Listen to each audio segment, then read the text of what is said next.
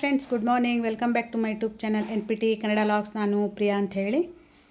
ಬನ್ನಿ, ಇವತ್ತು ಗುರು ಪೂರ್ಣಿಮೆ ಇತ್ತು ನೋಡಿ. ಸ್ವಲ್ಪ ವೀಡಿಯೋ ಬರೋದು ಲೇಟ್ ಆಯಿತು, ಯಾಕಂದರೆ ವೀಡಿಯೋಸ್ ಎಲ್ಲ ಇರ್ತಾವೆ, ಹೇಳಿದ್ನೆಲ್ಲ ಎಡಿಟಿಂಗ್ ಮಾಡೋದು ಸ್ವಲ್ಪ ಲೇಟ್ ಆಯಿತು. ಹಾಗಾಗಿ ಇವತ್ತು ಅಪ್ಲೋಡ್ ಮಾಡ್ತಾಯಿದ್ದೀನಿ.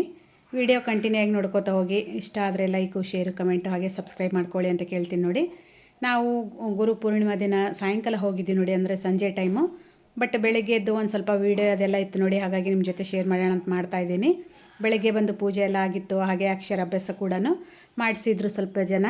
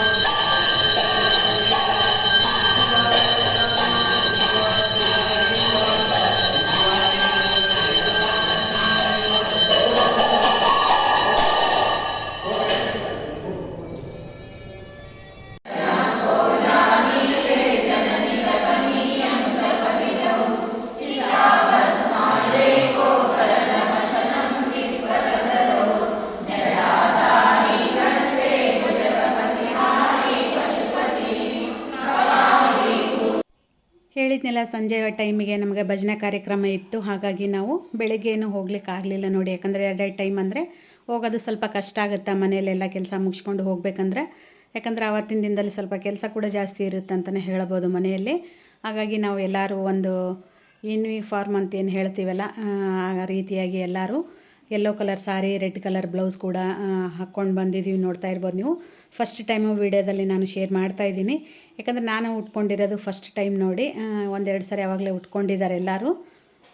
ಏನಾದರೂ ಫಂಕ್ಷನ್ ಇದ್ದರೆ ಮಠದಲ್ಲಿ ಕಂಪಲ್ಸರಿ ನಮಗೆ ಈ ರೀತಿಯಾಗಿ ಡ್ರೆಸ್ ಕೋಡ್ ಇರುತ್ತೆ ನೋಡಿ. ಹಾಗಾಗಿ ತುಂಬ ಚೆನ್ನಾಗಿ ಕಾಣಿಸ್ತಾ ಇದೆ ನೋಡಿ ಸಾರಿ ಬಂದು. ಹೇಳಿದ್ನೆಲ್ಲ, ಬೆಳಗ್ಗೆ ನಾವೇನು ಬರಲಿಕ್ಕೆ ಆಗಲಿಲ್ಲ, ಇದು ಸಂಜೆ ಟೈಮ್ ಅಂತ ಹೇಳಿದ್ನೆಲ್ಲ. ಸಂಜೆ ಟೈಮು ನಾನು ಮಗಳು, ಇಬ್ಬರು ಮಕ್ಕಳ ಜೊತೆಗೆ ನಾನು ಕರ್ಕೊಂಡು ಬಂದಿದ್ದೆ. ಯಾಕಂದರೆ ಒಂದು ಒಳ್ಳೆಯ ರಿಸಲ್ಟ್ ಬಂದ ಮೇಲೆ ಬಂದು ಹೋಗ್ತೀನಿ ಮಠಕ್ಕೆ ಅಂತ ಅಂದ್ಕೊಂಡಿದ್ದೆ. ಬಟ್ ಹೋಗಲಿಕ್ಕೆ ಆಗಿರಲಿಲ್ಲ ನನಗೆ. ಹಾಗಾಗಿ ಮಕ್ಕಳಿಗೆ ಹೇಳಿದೆ ನೋಡಿ ನಾನು, ಸರಿ ಅಮ್ಮ ನಾವು ಕೂಡ ಬರ್ತೀವಿ ಬನ್ನಿ ಅಂಥೇಳಿ ಅವರು ಕೂಡ ಬಂದರು. ಅದಾದ ನಂತರ ಒಂದೊಂದೇ ಕಾರ್ಯಕ್ರಮಗಳು ಕೂಡ ಸ್ಟಾರ್ಟ್ ಆದವು ನೋಡಿ.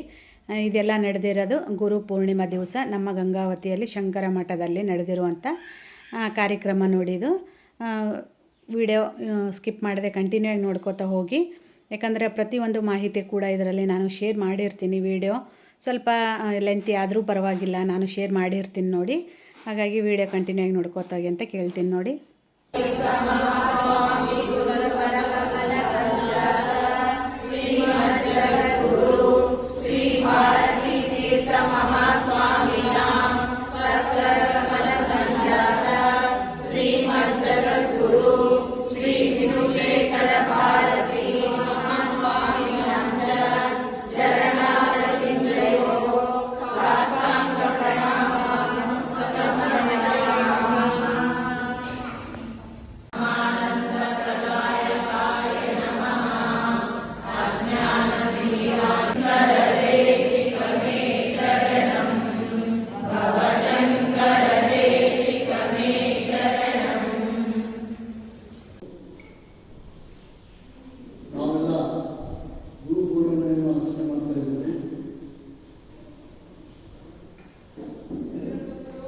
ಗುರುಗಳ ಬಗ್ಗೆ ಮಾತಾಡಬೇಕಂತ ಭಾಳ ಇದೆ. ಖಂಡಿತವಾಗಿ ನೀವು ಈಗ ಗುರುಗಳ ಆದೇಶ, ನಮ್ಮ ಪರಮ ಪೂಜ್ಯ ಗುರುಗಳ ಆದೇಶದಂತೆ ಸ್ತೋತ್ರ ಪಾರಾಯಣ, ಭಜನೆ ಮಾಡಿದ ತಕ್ಷಣ ಗುರುಗಳ ಬಗ್ಗೆ ಮಾತಾಡಬೇಕಿದೆ. ಅದೆಲ್ಲ ಮಾಡೋಣ. ಫಸ್ಟಿಗೆ ನಿಮ್ಮೆಲ್ಲರಿಗೂ ಆತ್ಮೀಯ ಸ್ವಾಗತ ಮಾಡ್ತಾ ಇದ್ದೀವಿ. ನಮ್ಮ ಶೃಂಗೇರಿ ಸಂಗಮದ ಪ್ರಾರಂಭವಾಗಿ 6 ವರ್ಷದಲ್ಲಿ 7 ವರ್ಷದಲ್ಲಿ ನಾವು ಕಾಲಾಗ್ತಾ ಇದ್ದೀವಿ. ನಿಮ್ಮೆಲ್ಲ ಸಹಕಾರ ನಮ್ಮೊಟ್ಟಿಗೆ ಯಾವಾಗಲೂ ಇದೆ ಅಂತ ಶಾರದಾ ಭಜನಾ ಮಂಡಳಿ ಸಿದ್ದೇಶ್ವರ ವಿಶ್ರಾಮ ಮಂಡಳಿ, ಗಂಗಾಧರೇಶ್ವರ ಮಹಿಳಾ ಭಜನಾ ಮಂಡಳಿ. ದೇವ್ರ ಬಗ್ಗೆ ನಾವು ಎಷ್ಟು ತಿಳ್ಕೊಂಡ್ರೂ ಕಡಿಮೆನೇ ನೋಡಿ. ಹಾಗಾಗಿ ನಾನು ಇವತ್ತಿನ ದಿನದಲ್ಲಿ ನಿಮಗೆ ಈ ವಿಡಿಯೋನ ಅಪ್ಲೋಡ್ ಮಾಡ್ತಾಯಿದ್ದೀನಿ. ಮಕ್ಕಳಿಗೇನು ತೋರಿಸಿದ್ರ ಬಗ್ಗೆ ನಾನು ಪ್ರತಿಯೊಂದು ಕೂಡ ಎಲ್ಲ ವೀಡಿಯೋ ಮಾಡ್ಕೊಂಬಂದು ಶೇರ್ ಮಾಡ್ತಾಯಿದ್ದೀನಿ. ಗುರು ಪೂರ್ಣಿಮಾ ಅಂತಂದರೆ ಬೇರೆ ಸ್ಕೂಲಲ್ಲಿ ಕೂಡ ನಾನು ಹಲವಾರು ವಿಡಿಯೋದಲ್ಲಿ ನೋಡಿದ್ದೀನಿ ನೋಡಿ. ಅಂದರೆ ನಮ್ಮ ನಾದಿನಿ ಅವರ ಮಗಳು ಸ್ಕೂಲಲ್ಲಿ ಕೂಡ ತಾಯಿಗೆ ಕರೆದ್ಬಿಟ್ಟು, ಅಂದರೆ ಪ್ರತಿಯೊಬ್ಬರು ಪೇರೆಂಟ್ಸಿಗೂ ಕರೆದ್ಬಿಟ್ಟು ತಾಯಿನ ಪೂಜೆ ಮಾಡೋದು, ಕಾಲು ಅದೆಲ್ಲ ಪಾದ ಪೂಜೆ ಅಂತೇಳಿ ಏನು ಮಾಡ್ತಾರಲ್ಲ ಆ ರೀತಿಯಾಗಿ ಪೂಜೆ ಕೂಡ ಮಾಡ್ತಾರೆ ನೋಡಿ. ಮೊದಲನೇ ಗುರು ಬಂದುಬಿಟ್ಟು ನಮಗೆ ತಾಯಿನಂತಲೇ ಹೇಳ್ಬೋದು. ಹಾಗಾಗಿ ಗುರು ಪೂರ್ಣಿಮಾ ದಿನ ಗುರುಗಳಿಗೆ ಮತ್ತು ತಾಯಿಗೆ ಮತ್ತು ನಾವು ಏನೇನು ಅಂದ್ಕೊಂಡದ್ದನ್ನು ಸಕ್ಸಸ್ ಮಾಡಲಿಕ್ಕಾಗಿ ಇರ್ತಾರೆ ಅವರಿಗೆಲ್ಲ ನಾವು ಒಂದು ಗುರುಸ್ಥಾನ ಕೊಟ್ಟಿರ್ತೀವಿ ನೋಡಿ. ಹಾಗಾಗಿ ವಿಡಿಯೋದಲ್ಲಿ ನಾನು ಎಲ್ಲ ಅಪ್ಲೋಡ್ ಮಾಡಿದ್ದೀನಿ, ನೀವು ಕೂಡ ನೋಡಿ. ಗುರು ಸಾಕ್ಷಾತ್ ಪರಬ್ರಹ್ಮ ತಸ್ಮೈ ಶ್ರೀ ಗುರುವೇ ನಮಃ. ಗುರು ಎನ್ನುವ ಪದದ ಅರ್ಥ ಅಗಾಧವಾದ ಶಕ್ತಿ ಅಂತಲೂ ಇರ್ಬೋದು. ನಮ್ಮ ಸಹೋದರಿ ಇಲ್ಲಿವರೆಗೂ ಅಚ್ಚುಕಟ್ಟಾಗಿ ಗುರು ಅಂದರೆ ಏನು, ಅದ್ರ ಮಹತ್ವ ಏನು, ಅಂದಿನಿಂದ ಇಂದಿನವರೆಗೂ ಯಾವ ಸ್ಥಿತಿಗೆ ನಮ್ಮ ಒಂದು ಶಿಕ್ಷಣ ಅಥವಾ ಗುರು ಶಿಕ್ಷಕ ಸಂಬಂಧ ತಲುಪಿದೆ ಅನ್ನೋದನ್ನು ನಿಮಗೆ ತಿಳಿಸ್ಬೋದು. ಈ ಗುರು ಅನ್ನೋದಂಥದ್ದು ಏನಪ್ಪ ಅಂದ್ರೆ ಒಂದು ಅಗಾಧವಾದ ಶಕ್ತಿ. ಅದು ಎಂಥ ಅಗಾಧವಾದ ಶಕ್ತಿ ಅಂದರೆ, ಗುರು ಅಂದರೆ ಅಗಾಧವಾದ ಶಕ್ತಿ. ಅವು ಎರಡು ಅಕ್ಷರವನ್ನು ನಾವು ಬಿಡಿಸಿದಾಗ ಹೂ ಅಂದರೆ ಅಂಧಕಾರ, ರು ಅಂದರೆ ಪಡೆದೋಡಿಸುವ ಅಂತ. ಅಂಧಕಾರವನ್ನು ಪಡೆದೋಡಿಸೋದು ಅಂದರೆ ನಮ್ಮಲ್ಲಿರುವಂತಹ ಅಜ್ಞಾನವನ್ನು ಪಡೆದೋಡಿಸೋದು. ಅಂದಾಗ ನಾವು ಸಮಾಜದಲ್ಲಿ ಸುಜ್ಞಾನವನ್ನು ಬಿತ್ತಿದಾಗ ಮಾತ್ರ ನಮ್ಮ ಸಮಾಜ ಸುಭದ್ರವಾಗಬೇಕು ಹಾಗೂ ಸುರಕ್ಷಿತವಾಗಿರಬೇಕು, ಎಲ್ಲರೂ ಸಂತೋಷದಿಂದಿರಬೇಕು ಸಾಧ್ಯ.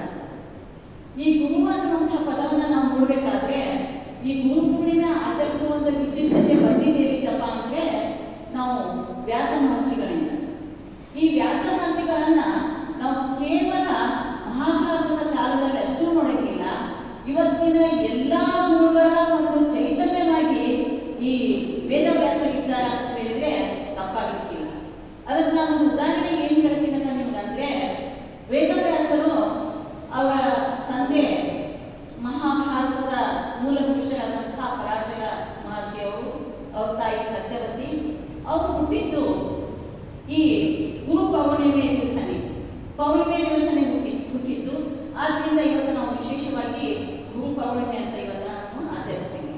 ಯಾಕಪ್ಪ ಇದನ್ನು ಗುರು ಪೌರ್ಣಿಮೆ ಅಂತ ನಾವು ವೇದವ್ಯಾಸರ ದಿನ ಮತ್ತು ಹುಟ್ಟು ದಿನವನ್ನೇ ಆಚರಿಸಬೇಕಾಯಿತು ಅಂದರೆ, ಅಖಂಡವಾದಂತಹ ವೇದಗಳು ಒಂದೇ ಇದ್ದು ಅಖಂಡವಾದಂತಹ ವೇದ, ಆ ಅಖಂಡವಾದ ವೇದವನ್ನು ನಡೆಸಿಕೊಂಡು ಬರಲಿಕ್ಕ ನಮ್ಮ ಒಂದು ಮಹಾಭಾರತದ ಕಾಲದಲ್ಲೇ ಕಷ್ಟವಾಗಿತ್ತು ಅಂತಂದ್ರೆ, ಈಗಿನ ಕಾಲದಲ್ಲಿ ನಮಗೆ ಸಂಧ್ಯಾ ವಂದನೆ ಮಾಡೋದು, ಮನೆಯಲ್ಲಿ ರಂಗೋಲಿ ಹಾಕೋದು, ದೀಪ ಹಚ್ಚೋದೇ ಒಂದು ಟೈಮ್ ಸಿಗಕ್ಕಿಲ್ಲ ಅನ್ನೋ ಒಂದು ಕಾಲ ಇತ್ತು ನಮ್ದು.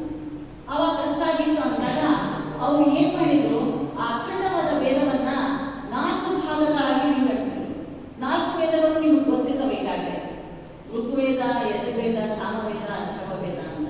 ಆ ಅಖಂಡವಾದ ಒಂದು ವೇದವನ್ನ 4 ವೇದವನ್ನಾಗಿ ಮಾಡಿ ಅದಗಳಿಗೆ ಒಬ್ಬೊಬ್ಬ ನಮ್ಮ ಶಿಷ್ಯರನ್ನು ಕೂಡ, ಈಗ ನಮ್ಮ ಶಂಕರಾಚಾರ್ಯರು 4 ದಿಕ್ಕಿನಲ್ಲಿ 4 ಪೀಠಗಳನ್ನು ಸ್ಥಾಪನೆ ಮಾಡಿ ನಮ್ಮ ಒಂದು ಧರ್ಮ, ಒಂದು ಸನಾತನ ಧರ್ಮದ ಉಳಿವು ಯಾವ ರೀತಿ ಇರ್ಬೇಕಂತ ಒಂದು ಬುನಾದಿಯನ್ನು ಹಾಕಿದೋ, ಅದೇ ರೀತಿಯ ಆಗಿನ ಕಾಲದಲ್ಲಿ ವೇದವ್ಯಾಸರು ಏನ್ ಮಾಡಿದ್ರಪ್ಪ ಅಂತ, ನಮ್ಮ ವೇದಗಳು ಸುಸಜ್ಜಿತವಾದಂತಹ ಒಂದು ಸ್ಥಿತಿಯಲ್ಲಿ ಉಳಿಬೇಕು ಅಂತ ಅಖಂಡವಾದ ಒಂದು ವೇದವನ್ನ 4 ವೇದಗಳನ್ನಾಗಿ ಮಾಡಿದ್ರು. ಇದನ್ನ ನಾವು ಮಹಾಭಾರತದಲ್ಲಿ ನೋಡ್ತೀವಿ. ಗುರು ಯಾವಾಗಲೂ ಇದ್ದು, ಭಗವಂತನ ಕಾಲದಲ್ಲಿ ಗುರು ಇದ್ದ ಅಂತ ಹೇಳ್ಬೇಕಾದ್ರೆ, ಭಗವಂತ ತನ್ನ 3 ಅವತಾರಗಳನ್ನ ಮಾಡ್ತಾನೆ. ಬ್ರಹ್ಮ, ವಿಷ್ಣು, ಮಹೇಶ್ವರ ಅಂತ. ಒಂದು ಸೃಷ್ಟಿ, ಸ್ಥಿತಿ, ಲಯ. ಯಾಕಂದ್ರೆ ಸೃಷ್ಟಿಗೆ ಬ್ರಹ್ಮ ಗುರು ಆಗ್ತಾನೆ, ಸ್ಥಿತಿಗೆ ವಿಷ್ಣು ಗುರು ಆಗ್ತಾನೆ, ಲಯಕ್ಕೆ ಶಿವ ಗುರು ಆಗ್ತಾನೆ. ಈ ರೀತಿಯಾಗಿ ಇರುವಂತಹ ಒಂದು ಸ್ಥಿತಿಯಲ್ಲಿ ಮೊದಲು ನಾವು ನೋಡ್ಬೇಕಾದದ್ದು, ಆಗ ನಮ್ಮ ಸಹೋದರಿ ಹೇಳಿದ್ರು, ಯೋಗ ಒಂದು ಅದು ಕೂಡ ನಮ್ಮೊಂದು ಯೋಗ್ಯವಾದಂತಹ ಶಿಕ್ಷಣನೇ. ಅದನ್ನ ಸಪ್ತರ್ಷಿಗಳಿಗೆ ನೀಡೋರು ಯಾರಪ್ಪ ಅಂದ್ರೆ ಭಗವಂತ ಶಿವನೇ ಆ ಸಪ್ತರ್ಷಿಗಳಿಗೆ ಅದನ್ನ ಬೋಧನೆಯನ್ನ ಮಾಡ್ತಾನೆ. ನಂತರ ಅದು ಯಾವಾಗಪ್ಪ ಅಂದ್ರೆ ಕೃತಯುಗದಲ್ಲಿ. ನಂತರ ಕೃತಯುಗದ ಮುಗಿದ್ಮೇಲೆ ನಾವು ಮಾಡಬೇಕಾಗಿದ್ದರೆ ತ್ರೇತಾಯುಗದಲ್ಲಿ. ತ್ರೇತಾಯುಗದಲ್ಲಿ ನಾವು ರಾಮನನ್ನು ನೋಡ್ತೀವಿ. ರಾಮನಿಗೂ ಕೂಡ ಶ್ರೇಷ್ಠವಾದಂತಹ ಗುರುಗಳು ಸಿಗ್ತಾರೆ. ಯಾರು? ವಸಿಷ್ಠರು ಮತ್ತು ವಿಶ್ವಾಮಿತ್ರರು.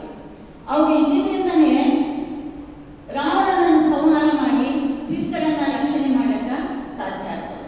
ಆ ರಾವಣನ ಸಂಹಾರದ ವಿಚಾರದಲ್ಲಿ ಅದು ಮತ್ತೆ ಬೇರೆ ಬರ್ತದೆ. ಆಮೇಲೆ ಈಗ ನಾವು ಈ ವೇದವ್ಯಾಸರನ್ನ ಏನಂತ ಕರಿತೀವಿ? ಅವರು ಬಣ್ಣದಲ್ಲಿ ಕಪ್ಪು. ವೇದವ್ಯಾಸರು ಬಣ್ಣದಲ್ಲಿ ಕಪ್ಪು. ಕೃಷ್ಣ ಯಾವ ರೀತಿ ಕಪ್ಪಿದ್ನೋ ಆ ರೀತಿ ವೇದವ್ಯಾಸರು ಕೂಡ ತಮ್ಮ ಬಣ್ಣದಲ್ಲಿ ಕಪ್ಪಾಗಿದ್ರು. ಅದಕ್ಕಾಗಿ ನಾವು ಕೃಷ್ಣ ದ್ವೈಪಾಯನ ಅಂತ ಕರಿತೀವಿ. ಹೌದು, ಕಪ್ಪು ಅಂದ್ರೆ ಕೃಷ್ಣ ಕರೆಕ್ಟ್. ದ್ವೈಪಾಯನ ಅಂತ ಯಾಕೆ ಕರೆದ್ರಿ ನೀವು? ದ್ವೈಪಾಯನ ಅಂದ್ರೆ ಅವರು ನರ್ಮದಾ ನದಿಯ ಮಧ್ಯದಲ್ಲಿ ಹುಟ್ಟಿದ್ರು. ನರ್ಮದಾ ನದಿಯ ಮಧ್ಯದಲ್ಲಿ ಹುಟ್ಟಿದ್ರು. ಅದಕ್ಕೆ ಅವ್ರಿಗೆ ಕೃಷ್ಣ ದ್ವೈಪಾಯನ ಅಂದ್ರೆ ನೀರಿನ ಮಧ್ಯದಲ್ಲಿ ಹುಟ್ಟಿದ್ದಕ್ಕಂತ. ಮಧ್ಯ ಇರೋದು ಯಾವ್ದಪ್ಪ ಅಂದ್ರೆ ದ್ವೀಪ, ನಡುವೆ ನದಿ, ಅಲ್ಲಿ ಅವ್ರು ಹುಟ್ಟಿದ್ದಕ್ಕೆ ಅವ್ರು ನಾವು ಏನಂತೀವಿ? ಕೃಷ್ಣ ದ್ವೈಪಾಯನ ಅಂತ ಹೇಳ್ತೇವೆ. ಇನ್ನೊಂದೇನಪ್ಪ ಅಂದ್ರೆ ಅವ್ರು ಬಾದರಾಯಣ ಅಂತ ಕೂಡ ಕರೀತಾರೆ. ಬಾದರಾಯಣ ಅಂತ ಯಾಕೆ ಕರಿತೀವಪ್ಪ ಅಂದ್ರೆ ಅವರು ಬದರಿಕಾಶ್ರಮದಲ್ಲಿ ಬ್ರಹ್ಮಸೂತ್ರಗಳನ್ನ, ಮಹಾಭಾರತಗಳನ್ನ, 18 ಪುರಾಣಗಳನ್ನ ಎಲ್ಲವನ್ನೂ ಬರೆದಂಥವರು ಇವರು. ನೋಡ್ರಿ, ಇದು ಎಂಥ ಸುಯೋಗ ಅಂದ್ರೆ ಅವರ ದರ್ಶನ ನಮ್ಮ ಆದಿಗುರು ಶಂಕರಾಚಾರ್ಯರಿಗೂ ಸಿಗ್ತಂತ. ಅವರು ಬರೆದಂತಹ ಒಂದು ಈ ಗ್ರಂಥಗಳಿಗೆ ಭಾಷ್ಯವನ್ನು ಬರೆದಾಗ ತಮ್ಮ ಒಂದು ಆಯುಷ್ಯವನ್ನೇ ಇವರಿಗೆ ಧಾರೆ ಇಟ್ಕೊಂಡಂತ ವೇದವ್ಯಾಸ. ಅಂದ್ರೆ ಗುರು ಪರಂಪರೆ ನಮಗ ತ್ರೇತಾಯುಗ, ಕೃತಯುಗ ಮತ್ತು ದ್ವಾಪರ ಯುಗದಲ್ಲಿ ನಾವು ನೋಡ್ತಾ ಇದ್ದೀವಿ. ಪ್ರತಿಯೊಬ್ಬರಿಗೂ ಒಳ್ಳೆ ಗುರುಗಳಿದ್ದಾಗ ಮಾತ್ರ ನಾವು ಸಮಾಜದಲ್ಲಿ ಸುಭೀಕ್ಷವಾಗಿರಲಿಕ್ಕೆ, ಸುಸಜ್ಜಿತವಾಗಿರಲಿಕ್ಕೆ, ಸಮಾಜ ಒಳ್ಳೆಯ ರೀತಿಯಿಂದ ಕಟ್ಟಲಿಕ್ಕೆ ಇವತ್ತು ನಾವು ಈ ಒಂದು ಇಂಥ ಒಂದು ಭವ್ಯವಾದ ಒಂದು ದೇವಾಲಯದಲ್ಲಿ ಕೂತು ನಾವೆಲ್ಲ ಇಷ್ಟು ಪಠನೆ ಮಾಡಲಿಕ್ಕೆ